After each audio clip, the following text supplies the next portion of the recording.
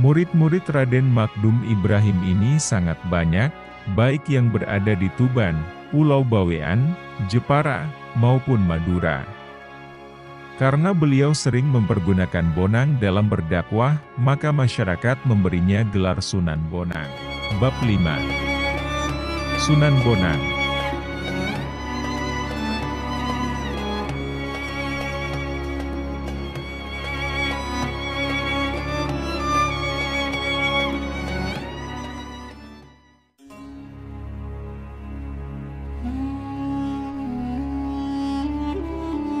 Beliau juga menciptakan karya sastra yang disebut suluk. Hingga sekarang karya sastra Sunan Bonang itu dianggap sebagai karya yang sangat hebat, penuh keindahan dan makna kehidupan beragama. Suluk Sunan Bonang disimpan rapi di perpustakaan Universitas Leiden, Belanda. Suluk berasal dari bahasa Arab, salakat tarika. Artinya, menempuh jalan tasawuf atau tarikat. Ilmunya sering disebut ilmu suluk. Ajaran yang biasa disampaikan dengan sekar atau tembang disebut suluk. Sedangkan bila diungkapkan secara biasa dalam bentuk prosa disebut wirid. Dikisahkan, beliau pernah menaklukkan seorang pemimpin perampok dan anak buahnya hanya mempergunakan tembang dan gending. Dharma dan irama mocopot. Begitu gending ditabuh, Kebondanu dan anak buahnya tidak mampu bergerak, seluruh persendian mereka seperti dilolosi dari tempatnya. Sehingga gagallah mereka melaksanakan niat jahatnya. Ampun, hentikanlah bunyi gamelan itu, kami tidak kuat. Demikian rintih Kebondanu dan anak buahnya. Gending yang kami bunyikan sebenarnya tidak berpengaruh buruk terhadap kalian, jika saja hati kalian tidak buruk dan jahat. Ya, kami menyerah, kami tobat. Kami tidak akan melakukan perbuatan jahat lagi. Tapi, Kebondanu ragu meneruskan ucapannya. Kenapa Kebondanu, teruskan ucapanmu? Ujar Sunan Bonang. Mungkinkah Tuhan mengampuni dosa-dosa kami yang sudah tak terhitung lagi banyaknya? Kata Kebondanu dengan ragu. Kami sudah sering merampok, membunuh, dan melakukan tindak kejahatan lainnya. Pintu tobat selalu terbuka bagi siapa saja. Kata Sunan Bonang. Allah adalah Tuhan yang Maha Pengampun dan penerima tobat.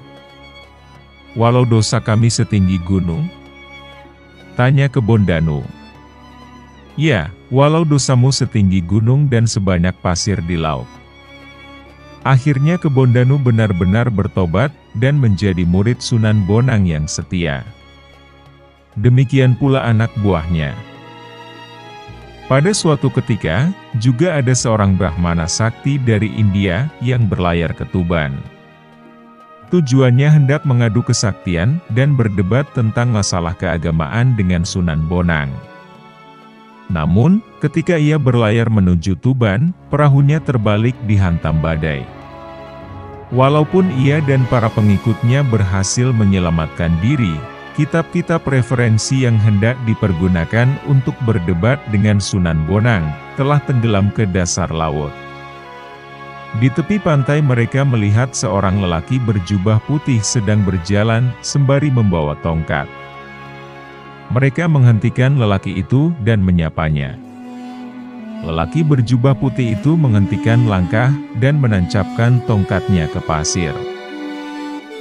Saya datang dari India, hendak mencari seorang ulama besar bernama Sunan Bonang. Kata sang Brahmana. Untuk apa Tuan mencari Sunan Bonang? Tanya lelaki itu. Akan saya ajak berdebat tentang masalah keagamaan. Kata sang Brahmana.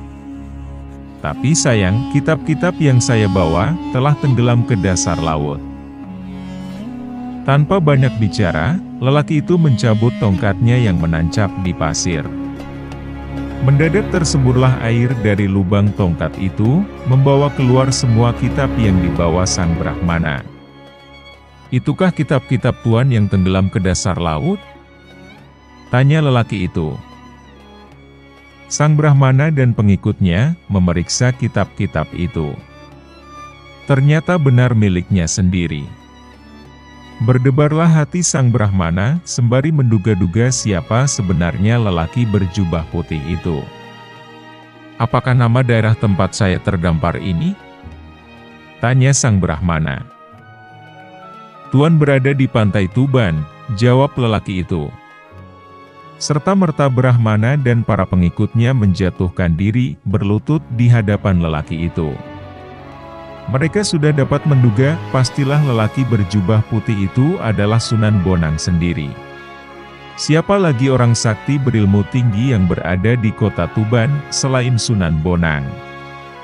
Sang Brahmana tidak jadi melaksanakan niatnya menantang Sunan Bonang untuk adu kesaktian dan mendebat masalah keagamaan.